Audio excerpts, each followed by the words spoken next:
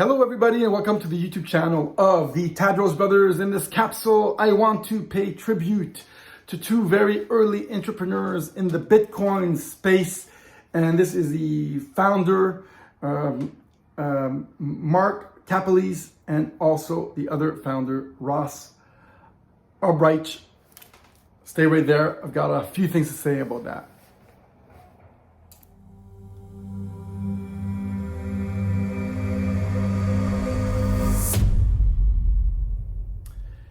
Hello everybody and welcome to the YouTube channel of the Tadros brothers. Here we look at society, we also look at the current news in a spiritual way, but also in a technological way to try to affect the new world, try to create the new world, always through the lens of cryptocurrency. Our specialty here is governance of the future, how cryptocurrency will affect government, change government, transform government, remove the power from government, put the government in its right place, and when we're going to take our currency back or become sovereign, away from the whims of politics, I think the governments will be right at the place where they belong, serving their citizens.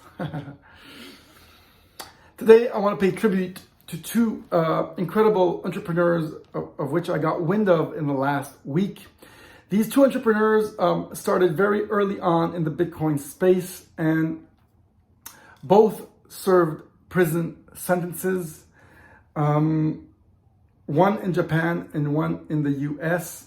And I want to pay tribute to them because they helped pave the path for all of what we are doing today. And they are actually paying this price with their time and with their life. The first is Ross ALBRICHT, of which I knew of Silk Road. I knew of him. He facilitated payments with Bitcoin through the dark web. Obviously, it was used for some nefarious things, such as selling drugs and weapons, maybe even some other things. Anyways, he facilitated these transactions through his website of Silk Road. And he started very early on being an entrepreneur. His website got massive attention, massive revenues, and he obviously attracted the attention of the FBI, federal agents. They cracked down on him and he has been in prison for the last 8 years. My friend Tim Draper actively, he bought the coins from the U.S. Marshal's office. I think it was 30,000 coins at a price of $600, if I'm not mistaken, somewhere in the area. And he regularly says that we should release Ross ALBRICHT. Watching the Bitcoin conference in Miami of 2021, heard him speak to us for approximately 15 minutes. Sorry, there's a train. The message that I took from him was that he wished for liberty, and this is why he did this.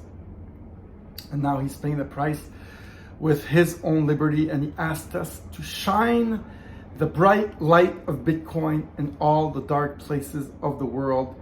Very touching moment. You can watch his whole speech out of his jail cell. It was a phone call, very touching, and he has fought for Bitcoin to arrive at this point today. We must actively work for him to be liberated, and I want to pay tribute to him today in this video. Thank you for your work, Ross ALBRICHT. Silk Road was facilitated through the website of Mt. Gox, because Mt. Gox was kind of the bank at the time where people can actually buy Bitcoins, the easiest place to buy Bitcoins. And the person at the helm of Mt. Gox was Mark KARPELES. The original founder was Jed, but he sold the company to Mark Harpeles, and Mark Harpeles had this kind of a hot potato. They were getting their Bitcoins stolen from the back, and Mark Harpeles was caught when he bought it. They were missing, I think, 80,000 Bitcoins, of which at the time I think was only worth 20 cents. So he had a $20,000 problem. But when the Bitcoin price went to $12, $120, he had a hot potato of almost $1 billion, $800 million, almost $1 billion on his hands. And the Japanese authorities cracked down on him. He served some time and spent a lot of time in jail, spent a lot of time defending himself.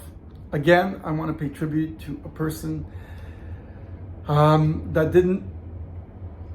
did want to do some good, was an entrepreneur, was fighting to create something sovereign, create something independent, progress the cause of liberty and sovereign money, and he got paid with his reputation and paid the price with his own liberty out of Japan. And I saw the whole footage yesterday. I want to pay a tribute to these two men that helped advance the cause of Bitcoin. Thank you to these two very, very early entrepreneurs in the Bitcoin space. That was incredible. Thank you to you both. They are the main reason why we are where we are today.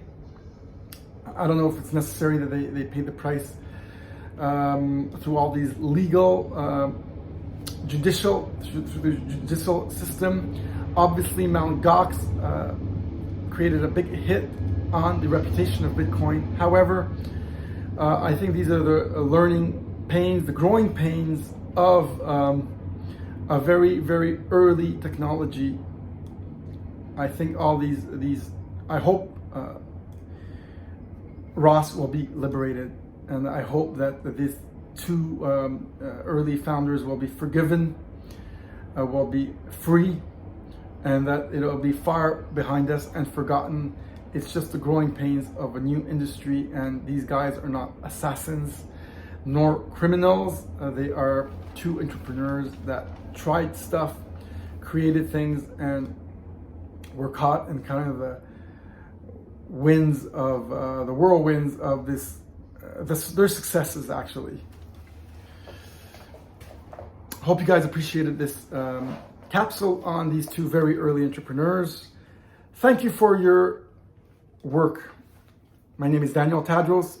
Push like, subscribe, put a little comment, tell us that you appreciate these two these capsules and these two entrepreneurs. If you want to make a donation, there's a way to make a donation right at the bottom. Also keep in touch. There's a form to keep in touch in the comments below. Thank you for being there. Take care.